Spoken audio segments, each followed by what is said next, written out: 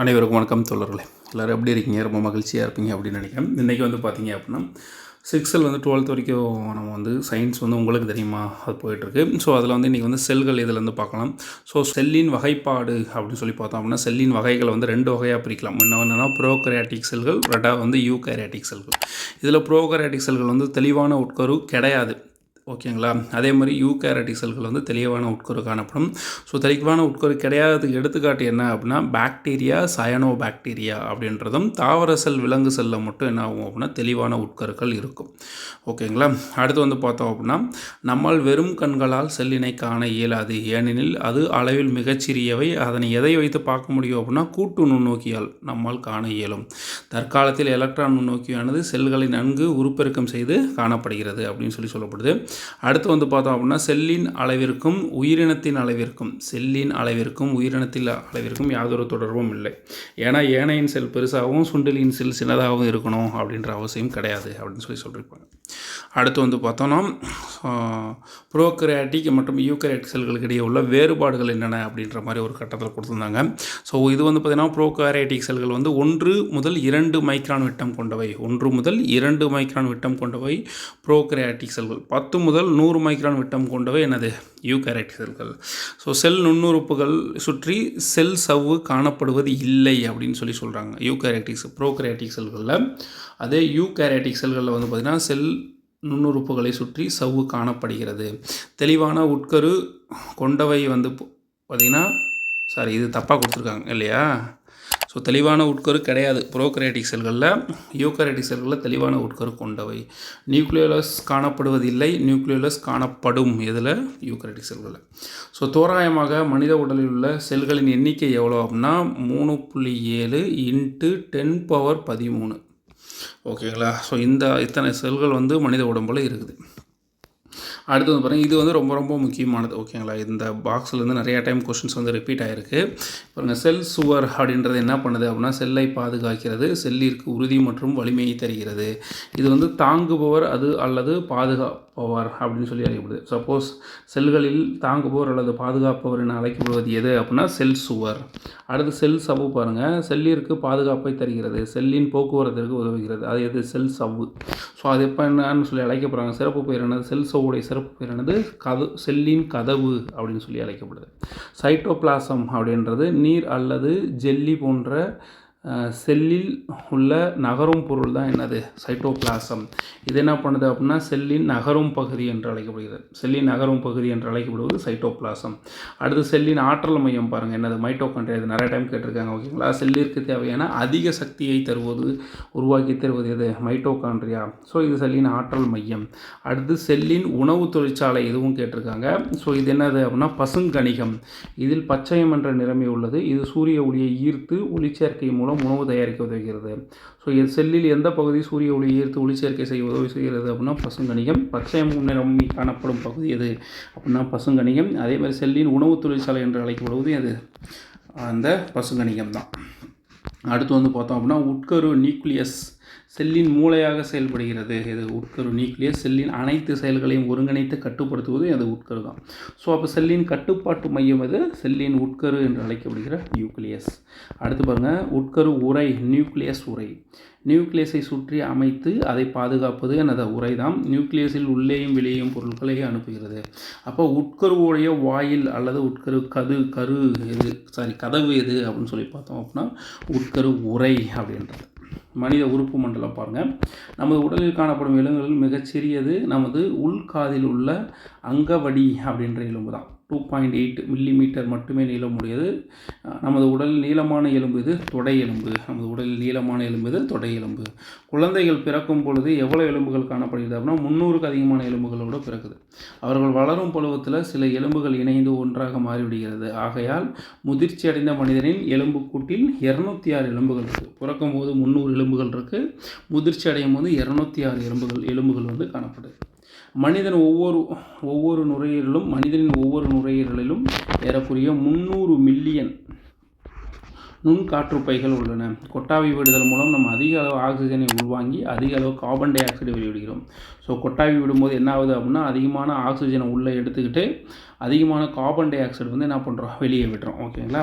So மூளை 100 மில்லியனுக்கு அதிகமான தகவல்களை ஒருவர் வாழ்நாளில் சேமித்து வைக்க முடியும்.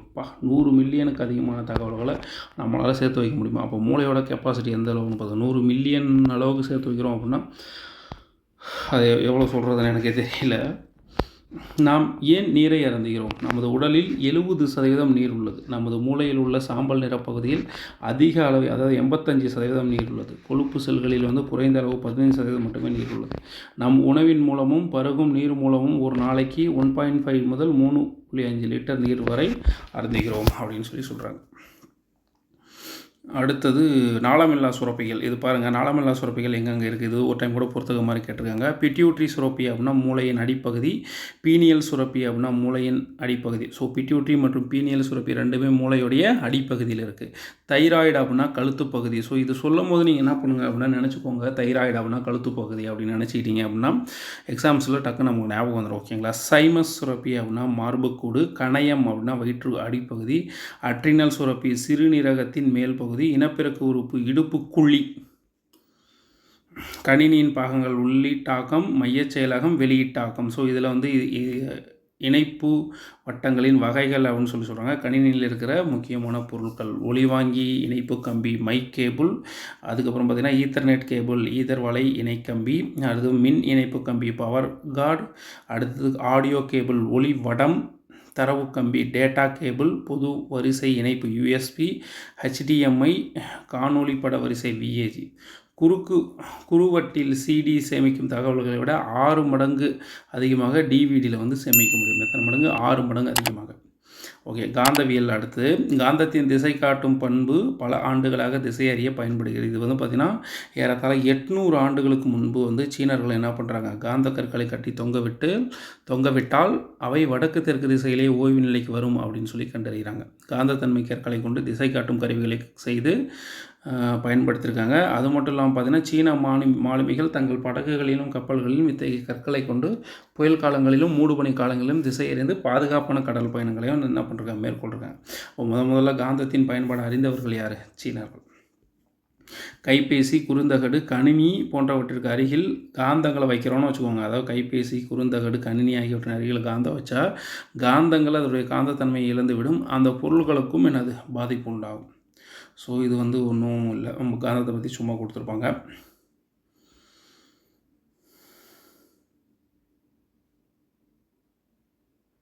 காந்தத்துடைய சிறப்பு பற்றி சொல்லியிருப்பாங்க. இதில் என்னென்னா சீனா, ஜப்பான், தென்கொரியா இந்த 3 நாடுகளும் மின்காந்த தொடர் வண்டிகளை பயணிகள் போக்குவரத்திற்கு பயன்படுத்தப்படுகிறது. மேலும் பல நாடுகள் தங்கள் நாட்டில் இதற்கான சாத்தியக்கூறுகளை ஆராய்ந்திருக்கு.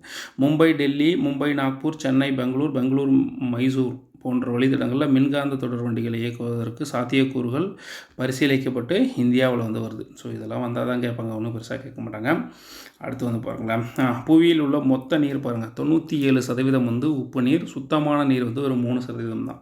ஸோ அதுலேயும் பார்த்திங்கன்னா நிலத்தடி நீர் 30.1%, மேற்பரப்பு நீர் 0.3%, பனிக்கட்டி மற்றும் பனியாறுகள் 68.7%. இது நன்னீர்லேயும் 3%, அதுலேயும் பனிக்கட்டி இதுதான் அதிகமாக இருக்குது. ஏரி பார்த்திங்கன்னா 87%, நதிகள் 2%, சதுப்பு நிலங்கள் 11%. அடுத்து நீரானது மண்ணில் உள்ள உப்புக்கள் மற்றும் தாது பொருட்களை தன்னுடன் கரைத்து எடுத்து செல்கிறது. இந்த உப்புக்களும் தாதுக்களும் கடல்கள் மற்றும் பெருங்கடல்களில் லட்சக்கணக்கான ஆண்டுகளாக படிந்து வருது. கடலில் அடியில் காணப்படும் எரிமலைகளும் கடல் நீருடன் என்னதான் சேர்க்குது அப்படின்னா உப்பை தான் சேர்க்குது. ஓகேங்களா? உப்பை சேர்க்குது. அதிக அளவு கரைபொருள் கரைந்துள்ள நீரினை நம்மால் பயன்படுத்தவோ அல்லது பருகவோ இயலாது. இத்தகைய நீரினை நம்ம என்னன்னு சொல்கிறோம்? உப்பு நீர் அப்படின்னு சொல்லி அழைக்கப்படுது. அடுத்து பாருங்கள், பொதுவான வளிமண்டல அழுத்தமானது. இது கொஞ்சம் இம்பார்ட்டன்ட்டு. ஓகேங்களா? பொதுவான வளிமண்டல அழுத்தத்தில் நீரானது 0 டிகிரி செல்சியஸ் வெப்பநிலையில் பனிக்கட்டியாக மாறுகிறது. எங்கே? வளிமண்டல அழுத்தத்தில். ஒவ்வொரு வருடமும் மார்ச் 22 உலக நீர் தினமாக கொண்டாடப்படுகிறது. உலக நீர் தினம் எப்போ? மார்ச் 22. இமயமலை பாருங்கள், இமயமலை பனிப்படிவுகள், பனிப்பாறைகள் மற்றும் பனியாறுகளை கொண்டுள்ளது. ஆசியாவில் முக்கிய ஆறுகள், அதாவது 10 பெரிய ஆறுகள் இமயமலையிலிருந்து தான் தொடங்கி பாய்கிறது. ஏறக்குறைய 100 கோடி மக்களின் வாழ்வாதார நீர் தேவையை இவ்வாறுகள் பூர்த்தி செய்கிறது, இமயமலையிலிருந்து போகிற ஆறுகள். அடுத்து பார்த்தோம்னா நீர்வாழ் விலங்குகள். பனிக்காலங்களில் குளிர்ந்த நாடுகளில் ஏரிகள் மற்றும் குளங்கள் குளிர்ச்சி அடைந்து நீரின் மேற்பரப்பில் திண்மநிலை படலங்கள் உருவாகுது. திண்மநிலை படலங்கள் என்ன உருவாகுது. இருந்த போதிலும் பனிப்படலத்திற்கு கீழ் வசிக்கும் நீர்வாழ் விலங்குகள் என்ன பண்ணுறதில்ல அப்படின்னா இறப்பதில்லை. ஏனெனில் மிதக்கும் பனிப்படலமானது ஒரு பாதுகாப்பு படலமாக செயல்பட்டு நீரிலிருந்து வெப்பம் வெளியேறுவதனை அனுமதிக்கிறது கிடையாது. எனவே நீரின் மேற்பரப்பு மட்டுமே குளிர்ச்சி அடைந்து பனியாக மாறுது. இக்காரணங்களால் நீர்வாழ் விலங்குகள் என்ன பண்ணுது, சாதகமாக அமைந்து அவை உயிர் வாழ உதவுவது பனிப்படலம். சதுப்பு நிலங்கள் என்பவை ஈரம் நிறைந்த காடுகளாகும். அவை பெரிய ஆறுகளை சார்ந்தோ அல்லது பெரிய ஏரிகளின் கரைகளிலோ காணப்படுவது தான் சதுப்பு நிலங்கள். சதுப்பு நிலத்தில் பார்த்தோம் அப்படின்னா நன்னீரோ உவர்ப்பு நீரோ அல்லது கடல் நீரோ எது வேணாலும் இருக்கலாம். என்னென்னது நன்னீர், உவர்ப்பு நீர், கடல் நீர் ஏதாவது வேணாலும் இருக்கலாம். உயிரினங்களுக்கு நன்னீரையும் ஆக்சிஜனையும் அளிப்பதில் சதுப்பு நிலங்கள் முக்கிய பங்கினை வகிக்கிறது. ஸோ இது கூட கொஸ்டினை கேட்கலாம். ஓகேங்களா. உயிரினங்களுக்கு ஆக்சிஜனை அளிப்பதில் நன்னீரையும் ஆக்சிஜனையும் அளிப்பதில் எந்த நிலம் முக்கிய பங்கு வகிக்கிறது அப்படின்னா சதுப்பு நிலங்கள். ஓகே. இங்கே சதுப்பு நிலம் பார்த்திங்கன்னா சிதம்பரத்தை அடுத்துள்ள பிச்சாவரம் சதுப்பு நிலக்காடுகள், முத்துப்பேட்டை சதுப்பு நிலக்காடுகள், சென்னையில் உள்ள பள்ளிக்கரணை சதுப்பு நிலக்காடுகள், காஞ்சிபுரத்தில் உள்ள செம்பரம்பாக்கம் ஏரியும் ஒரு சதுப்பு நிலக்காடுகள். ஓகேங்களா. இதெல்லாம் தமிழ்நாட்டில் உள்ள சதுப்பு நிலங்கள். கூவம் ஒரு முகத்துவாரம். நீர்நிலைகள் கடலை சந்திக்கும் ஈரநிலங்களுக்கு முகத்துவாரம் என்று பெயர். இது நிலத்திலிருந்து நன்னீரும் கடலிலிருந்து உப்பு நீரும் சந்திக்கும் இடமாகும். சில தனித்தன்மையான தாவர மற்றும் விலங்குகள் வகைகளுக்கு உறைவிடமாக இருக்குது, முகத்துவாரம் காணப்படுது. ஓகே. அடுத்து வேதியியலில் ஒரு புரட்சி. லாவாசிரியர். வேதியியலை பற்றி ஒரு கொஸ்டின் கேட்குறாங்க. லாவாசிரியர் பற்றி அடிக்கடி கேட்டுனே இருப்பாங்க. ஓகேங்களா. ஸோ இதில் பாருங்கள், 1789ஆம் ஆண்டு எலிமெண்ட்ஸ் ஆஃப் கெமிஸ்ட்ரி அப்படின்னு சொல்லி ஒரு புத்தகத்தை வெளியிடுறார். அதுதான் தற்கால வேதியியலுக்கு அடிப்படையாக அமைந்தது.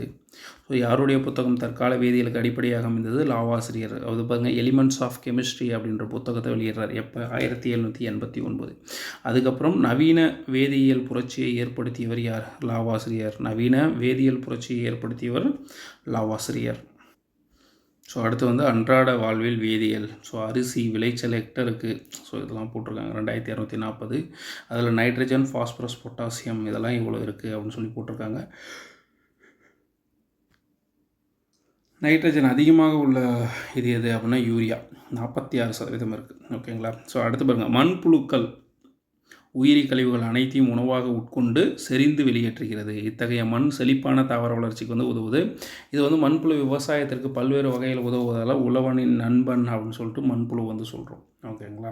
அடுத்து இங்கிலாந்து நாட்டை சேர்ந்த வில்லியம் ஆஸ்பிடின் என்பவர், இங்கிலாந்து நாட்டை சேர்ந்த வில்லியம் ஆஸ்பிடின் என்பவர் 1824ஆம் ஆண்டில் முதல்ல என்னத்தை கண்டுபிடிச்சார்? சிமெண்ட்டை கண்டுபிடிக்கிறார். இது இங்கிலாந்து நாட்டில் உள்ள போர்ட்லாண்ட் என்னும் இடத்துல கிடைக்கக்கூடிய சுண்ணாம்பு கல்லின் தன்மையை ஒத்திருப்பதால் போர்ட்லாண்ட் சிமெண்ட் அப்படின்னு சொல்லி அழைக்கப்படுது. அப்போ போர்ட்லாண்ட் அதாவது சிமெண்ட்டை கண்டுபிடிச்சது 1824. யார் கண்டுபிடிச்சார் அப்படின்னா வில்லியம் ஆஸ்பிடின் அப்படின்றவர். எந்த ஆண்டு? 1824. அடுத்து நம்ம சுற்றுச்சூழல். ஸோ இதெல்லாம் நார்மலாக தான் இருக்கும். நீங்கள் அப்படியே சும்மா ஒரு கிளான்ஸ் பார்க்கறதா பார்த்துக்கோங்க. இதில் இயற்பியல் காரணிகள் மற்றும் மண் சார்ந்த காரணிகள், ஒளி, வெப்பம், காற்றின் ஈரப்பதம் இதெல்லாம் இயற்பியல் காரணிகள். மண்ணில் உள்ள நீர், மண்ணில் உள்ள காற்று, மண்ணில் உள்ள கரிம பொருள்கள் இது எல்லாமே மண் சார்ந்த காரணிகள். ஸோ அடுத்து படைப்பக மறுபயன்பாடு அல்லது உயிர் சுழற்சி என்பது கழிவுகள் அல்லது தேவையற்ற பொருட்களை உயர்தரமான மற்றும் சுற்றுச்சூழல் மதிப்புடைய பொருட்களாக மாற்றி பயன்படுத்துதல் ஆகும். நாம் ஒரு பொருளை உயர் சுழற்சி செய்யும்போது அதற்கு நாம் வேறு பயன்பாட்டை தருகிறோம் அப்படின்னு சொல்கிறாங்க. பயன்படுத்திய டயர்களை அமரும் நாற்காலியாக மாற்றுதல், பயன்படுத்திய நெகிழி பாட்டில்களை பேனா தாங்கியாக மாற்றி பயன்படுத்துதல். ஸோ இதெல்லாம் சொல்கிறாங்க. அடுத்து நீர்வாழ் காட்சியம். மீன்கள், பிற நீர்வாழ் உயிரினங்கள் மற்றும் நீர்வாழ் தாவரங்களை பராமரிக்கும் இடம்தான் என்னது? நீர்வாழ் காட்சியம். அப்படி இது சிறிய தொட்டியிலோ இல்லை பெரிய தொட்டியிலோ பராமரிக்கப்படுது. அடுத்து உலக அளவில் தினமும் ஒவ்வொரு மனிதனும் உருவாக்கும் கழிவுகளின் எண்ணிக்கை எவ்வளோ அப்படின்னா 0.45 கிலோகிராமா. ஸோ அந்த மாதிரி கழிவுகளை அகற்றணும் அப்படின்னா 2800 கிலோமீட்டர் தூரத்தை தாண்டி லாரி நிற்க வச்சு பொருட்கள் அள்ளணும். அப்படின்னா கன்னியாகுமரியிலேருந்து ஜம்மு அண்ட் காஷ்மீர் வரைக்கும். ஸோ இது சாத்தியமில்லை. ஓகேங்களா? ஸோ அன்றாட வாழ்வில் தாவரங்கள் உலக உணவு தினம் எப்போ அப்படின்னு சொல்லி பார்த்தோம்னா அக்டோபர் 16. உலக உணவு தினம் அக்டோபர் 14. 1906 அக்டோபர் 16 தான் வஉசி அவர்கள் அந்த சுதேசி கப்பல் நிறுவனத்தை பதிவு செஞ்சிருப்பார். அக்டோபர் 16. அனைவருக்கும் உணவு பாதுகாப்பையும் சத்துணவின் தேவையையும் வலியுறுத்தி இந்நாள் கடைபிடிக்கப்படுகிறது. இது உலக உணவு தினம் அக்டோபர் 16. ஐக்கிய நாடுகள் அவையின் உணவு மற்றும் வேளாண் நிறுவன அமைப்பு ஒவ்வொரு ஆண்டும் ஒரு கருப்பொருள் மையமாக கொண்டு இத்தினத்தினை கொண்டாடுகிறது. இந்த ஆண்டின் கருப்பொருள் பற்றி நம்ம ஆசிரியருக்கு தெரிஞ்சுக்கிறோமா? சரி, ஓகே, தெரிஞ்சுக்குவோம். ஓகே, தாவர பெயர்கள் பயன்படும் பாகம் மருத்துவ பெயர்கள் என்னென்னு பாருங்கள். நெல்லிக்காய் அப்படின்றது வந்து விட்டமின் சி குறைவால் வரும் ஸ்கார்வி போன்ற நோய்களுக்கு மருந்தாக நோய் எதிர்ப்பு சக்தியை மேம்படுத்த பயன்படுவது நெல்லிக்காய். துளசி வந்து பார்த்தோம் அப்படின்னா இலை விதை இரும்பல் சளி மார்பு சளி மற்றும் மூச்சுக்குழாய் அலர்ஜியை குணப்படுத்த துளசி வந்து பயன்படுது. சோற்று கற்றாழை சதைப்பற்றுள்ள இலைகள் மலமிளக்கியாக காயத்தை குணப்படுத்த தோல் எரிச்சலையும் குடல் புண்ணையும் குணப்படுத்த வந்து சோற்று கற்றாழை வந்து பயன்படுது. வேம்பு மரப்பட்டை இலை மற்றும் விதைகள் இது எதுக்கு பயன்படுது அப்படின்னா கிருமி நாசினியாக தோல் நோய்களுக்கு மருந்தாக பயன்படுது எனது வேம்பு. மஞ்சள் வந்து பார்த்திங்கன்னா தரை கீழ்த்தண்டு இது வந்து இதுவும் கிருமி நாசினியாகவும் சிறிய காயம்பட்ட இடங்களில் தொற்று ஏற்படாமல் இருக்கிறதுக்கு மஞ்சள் வந்து பயன்படுது. உலக அளவில் கனிகள் மற்றும் காய்கள் உற்பத்தியில் இந்தியா எத்தனாவது இடத்தை பெற்றுள்ளது? 2ஆம் இடத்தை பெற்றுள்ளது.